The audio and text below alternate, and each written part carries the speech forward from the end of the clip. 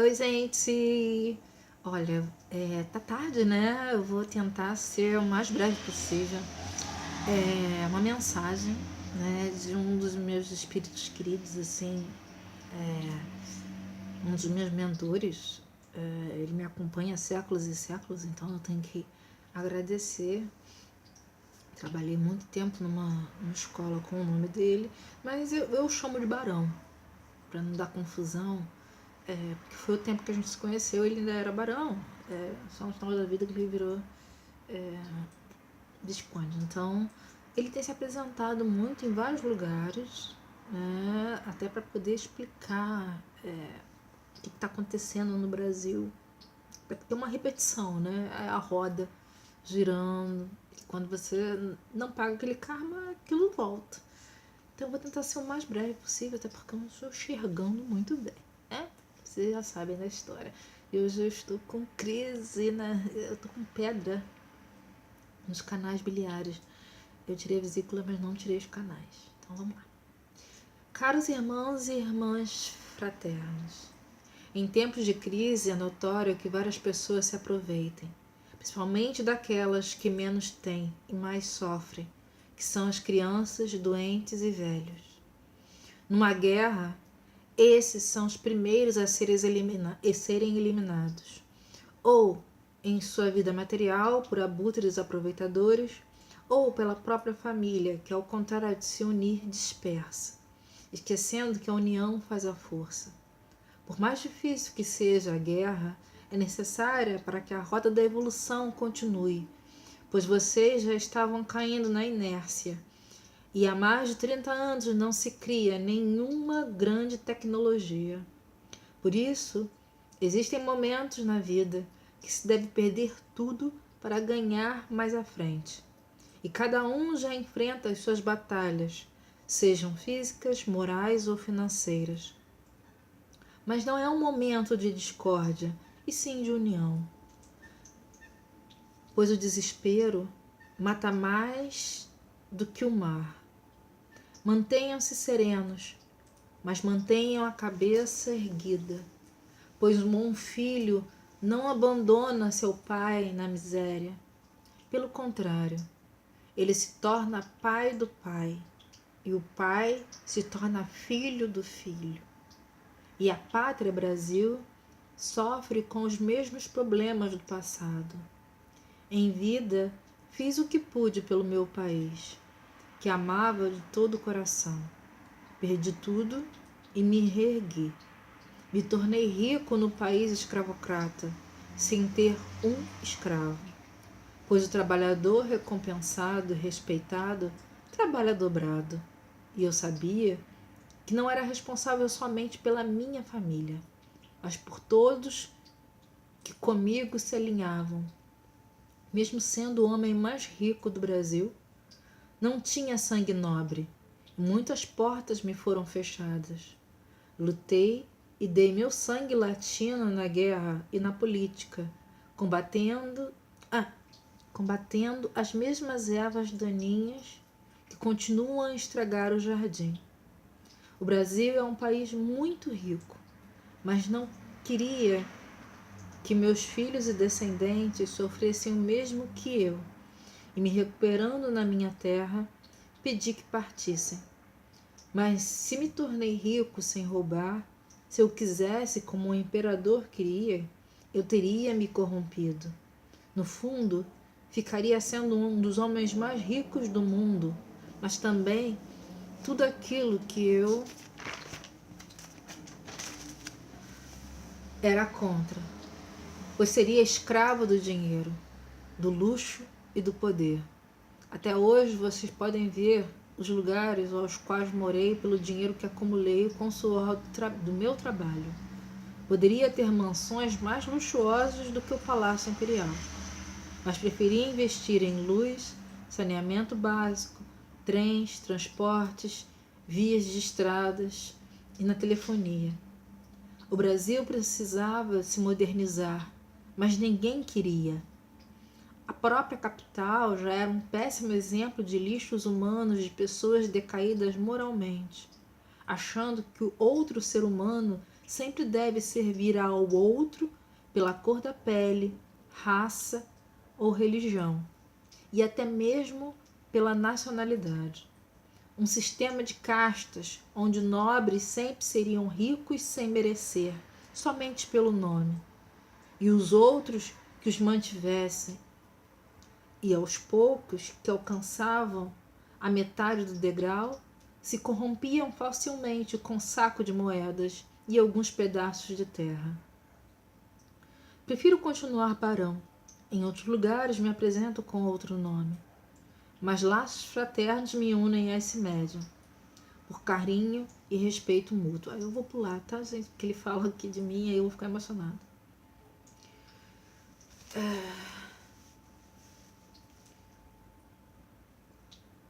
Mas minhas ordens foram claras. É preciso derrubar para reconstruir. Uma casa sem alicerce firme e base consistente não dura. E vocês devem preparar este país para as grandes mudanças. Primeiro, sempre resolvam as ruins. Não posterguem, não deem jeitos ou remendos. Façam com a consciência de que aquilo é importante e dinheiro público é dinheiro do povo. Meus primeiros empregos eram de cobrador de dívidas. Me assustava sempre que os mais humildes sempre pagavam, os mais abastados reclamavam e pagavam atrasado, e os nobres nem pagavam. Eu não saía da porta da casa até me pagarem, e chamar a polícia, ou gritar pela janela. Era pior, pois eles me mandavam xingando de vagabundo, e eu só estava cumprindo o meu dever. Quem deve, paga. Não importa o nome, a linhagem, ou se era parente do rei. Se fazia dívida, eu cobrava, pois me cobravam, e eu era responsável pelo dinheiro. Poucos livros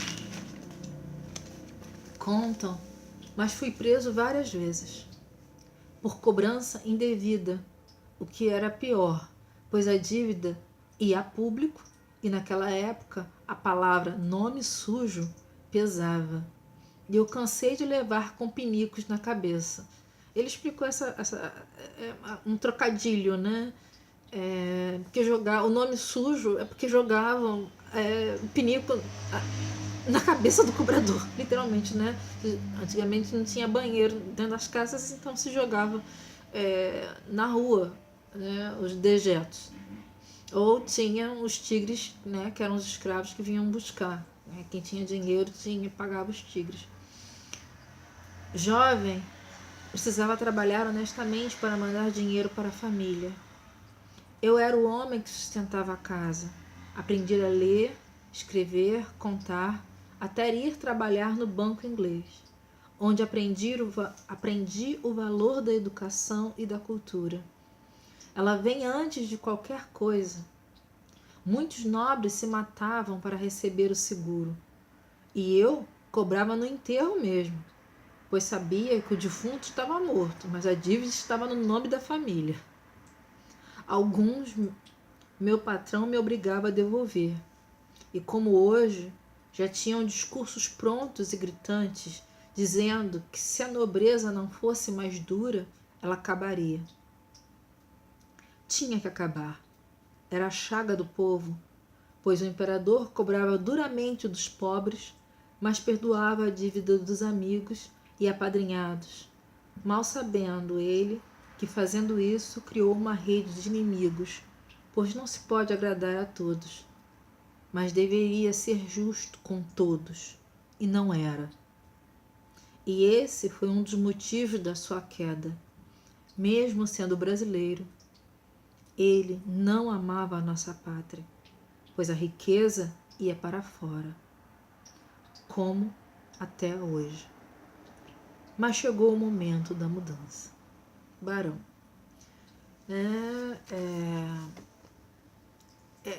A transmissão foi bem complicada porque ele fala comigo em inglês.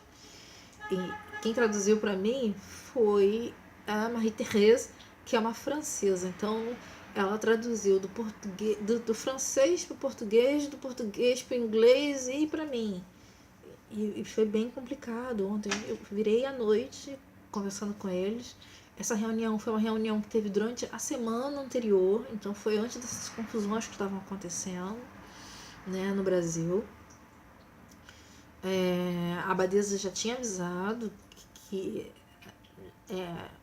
a ebulição que iria ocorrer, essas mexidas, é óbvio que não, né? Tá muito claro que tá, farinha no mesmo saco. Não, gente, tem gente boa na política, tá?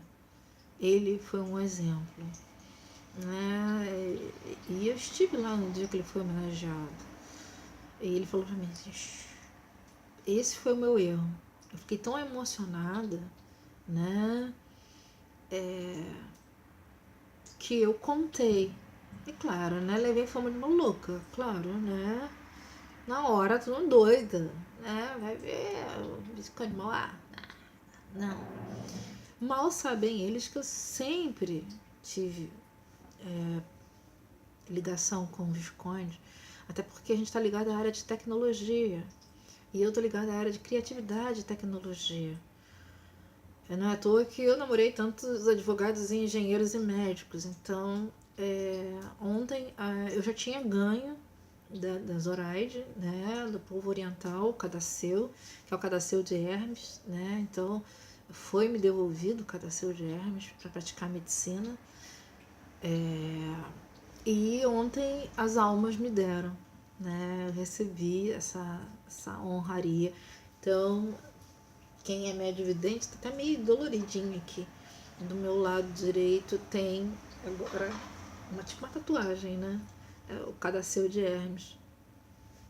Eu vou carregar essa simbologia para sempre.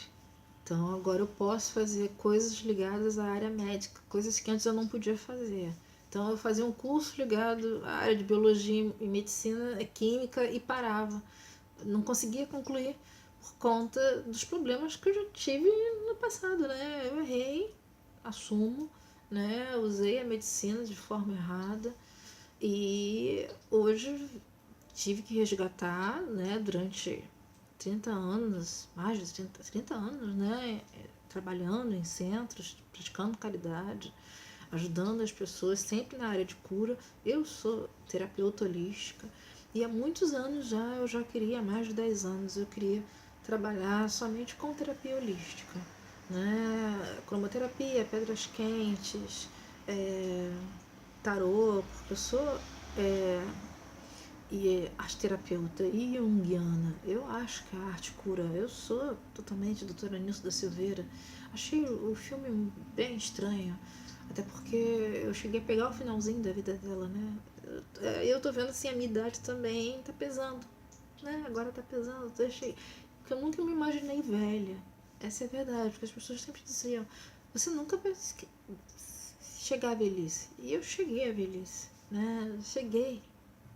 E agora, né? Mudou muita coisa na minha vida? Não mudou muita coisa não, continua a mesma coisa.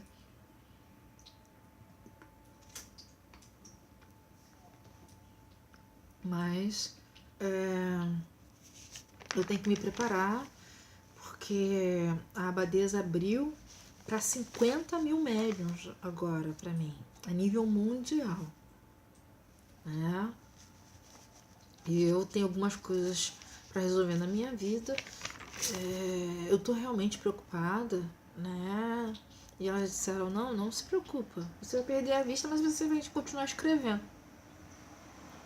Realmente, eu não preciso dos olhos para poder escrever. Essa é a verdade. Uma das coisas que ela colocou aqui no final, só para relembrar vocês.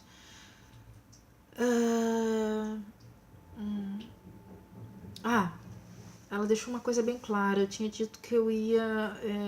as pessoas que quisessem poderiam se comunicar comigo, né? Mandar perguntas, né? E aí eu mandaria. Não posso. Não posso fazer isso, gente. Não posso. Eles me proibiram. E, por exemplo, as entidades às vezes vinham direto comigo. Agora elas não vão vir mais. Vão vir assim, tá? Na psicografia. até para poder me assegurar, porque estava tendo muito cripocó. Então vale o que está escrito, é o que a vovó falou, vale o que está escrito, né? Está escrito, eu digo, eu assumo que eu escrevi. Você é apenas um pombo correio. É o carteiro, ninguém pode xingar o carteiro. Você só está passando uma mensagem. Eu me responsabilizo. Como os outros mentores falaram, nós nos responsabilizamos. Quando a gente assina embaixo, a gente assina nos responsabilizando pelo que a gente está dizendo.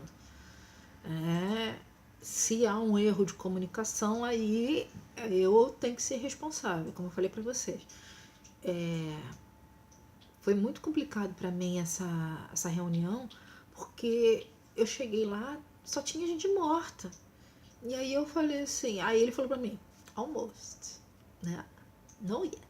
Aí eu, assim, quer dizer, ainda não, ainda não. Quer dizer, você não morreu, ainda não. Mas eu fico preocupada, né? Tanto que ele falou para mim, não, a escola vai entrar em greve, não sei o quê. E aí, antes da escola entrar em greve, eu já sabia que a escola iria entrar em greve. Eu ainda faço parte, né, do conselho, porque eu fui um dos fundadores. Então, a nossa história, minha e dele, vem do tempo dos templários. Tanto que ele é maçom, e eu tenho vários amigos maçons ligados a isso. Não tem como, a gente acaba se encontrando. Então eu vou dar só um adendo do que a vovó falou aqui no finalzinho. Então elas só virão assim, tem acontecendo muita coisa muito grave, e aí meu corpo realmente não aguenta, elas virão. Para não ter esse embate. Porque o que acontece? O espírito vai embora, a pessoa vem de cima de mim, gente, eu não tenho culpa não. Entendeu? Eu sou só um aparelho, eu sou só um cavalo. Na verdade, eu sou uma mula, né? Eu não posso me responsabilizar por coisas. Foi até engraçado, uma pessoa veio aqui na minha casa e falou assim, deixa eu ver aonde eu escrevi. E a vovó falou no meu ouvido, tudo bem, só que ela vai ter que morrer. E aí? Para me provar ela, o documento, ela não tem ainda a capacidade mental para suportar a mensagem que eu vou dar para ela. Ela vai enlouquecer. Então ela fica onde ela está. Ela quer derramar sangue, ela derrama sangue, mesmo sabendo que é errado. Faz as coisas do jeito que ela acha que está certo, que abandonou o tratamento médico, né? A gente sempre diz não deve abandonar o tratamento médico, nunca, né? Tem os médicos da terra e tem os médicos espirituais. Eu trabalho tanto com dois, né? Eu tenho tantos amigos médicos, né? Tem sempre uma ligação e conheço muito da área médica. Até a família, antes de brigar comigo, antes de tomar remédio, as pessoas me ligavam. Eu posso tomar tal remédio? Qual é o efeito colateral? Não sei o quê. E eu assim, gente, eu não sou médica. Aí a pessoa se feria, eu que ia dar ponto. Até postei agora, né? Como dar ponto, eu sei dar ponto. Né? Eu sei dar ponto, sei dar injeção, sei botar acesso, tirar acesso. Eu sou professora de arte, eu não tenho que aprender essas coisas não. Eu não aprendi isso na faculdade, tá? Mas a vida foi me ensinando, foi me levando, até porque eu tinha cuidado do meu pai e da minha mãe. Chegou um tempo que eu não tinha mais dinheiro para pagar a enfermeira e eu tinha que me virar com eles. E dar qualidade de vida ao meu pai e minha mãe. Então eu fui estudar, fui aprender, fui me virar, né? Sozinha. Então ela só disse isso aqui. Eu só virei agora em caso de extrema necessidade, pois preciso baixar muito a minha densidade. E os terráqueos não me compreendem. É difícil entender o amor. Né? Ela é puro amor, né? Ela é linda. Portanto, que aprendam pela dor. Nesse ponto ela é bem firme. Pois todos tiveram a mesma cota de responsabilidade. Por isso, devem sofrer as mesmas penalidades. Como disse, os 4 cavaleiros do Apocalipse já se encontram presentes. Peço novamente um minuto de paz, amor e fraternidade, que o ódio nos corações se abrandem e que vocês parem de brigar entre si e guardem forças para proteger o país que lhes dá amor e abrigo, pois uma fagulha basta para vocês serem invadidos e vocês estão lutando a guerra errada do lado errado. Bem sucinto assim. Tá? Então, passo de novo para vocês um minuto de silêncio. As pessoas realmente estão com muito ódio, muita raiva, desviam a atenção das coisas que estão acontecendo. E foi o que o Barão falou, né? Ele já passou por isso. Só que naquele tempo, quando teve a Guerra do Paraguai, a gente estava para perder a Guerra do Paraguai, então o Brasil não ia ser Brasil. Ele investiu dinheiro na guerra, né? Claro, ele não era burro, ele ganhou dinheiro, mas também perdeu pra caramba, porque ele também tinha banco nos outros países. Ficou só o Banco do Brasil, e o Banco do Brasil pertencia ao imperador, e aí ele teve que comprar o Banco do Brasil, ficou uma situação bem complicada, né? E a gente tinha o Garibaldi aqui. Se chegar aqui no Rio de Janeiro e perguntar para alguém quem foi Garibaldi, ninguém sabe. Se você chegar na Itália e perguntar a uma criança quem foi Garibaldi, Garibaldi libertador. Olha a diferença. Ninguém tem noção de quem é Garibaldi. Eu sei quem é Garibaldi porque eu sou gaúcha. Mas os cariocas não têm noção de quem é Garibaldi. E é um absurdo isso. Porque ele salvou a vida. Ele não salvou. Ele não salvou. Se não fosse ele, a gente estava perdido. Né?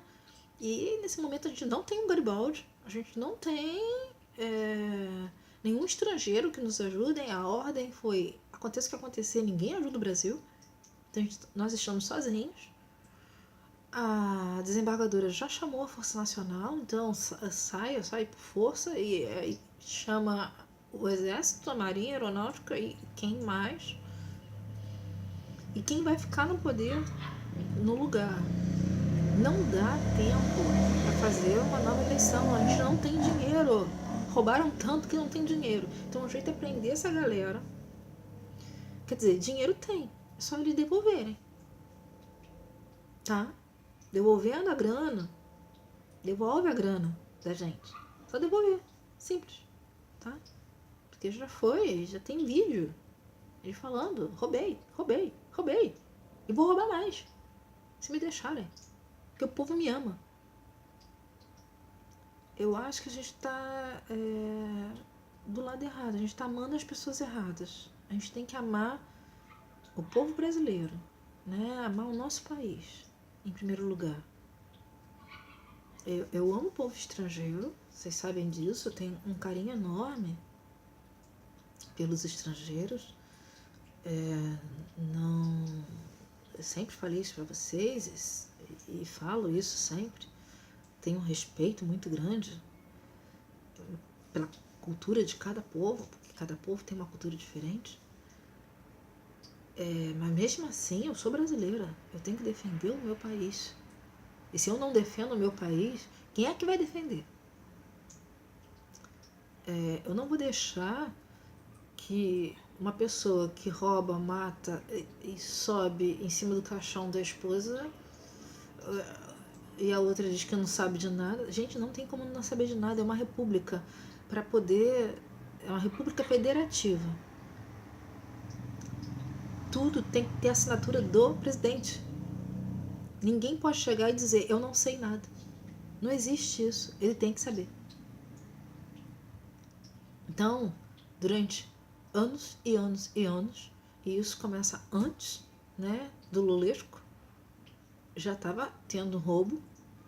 E quem votou na Dilma também votou no Temer. Então, a gente tem que parar de fora isso, fora aquilo outro. Gente, é fora todo mundo. O certo seria fecha o plenário e deixa todo mundo inelegível. Ninguém para e pensa isso, porque a gente teve várias oportunidades de fazer isso e não fizemos. Então, nós também somos um povo omisso, então teremos que pagar. A responsabilidade é de todos agora. Um beijo para vocês, um minuto de paz e amor. Fiquem com Deus. Namastê.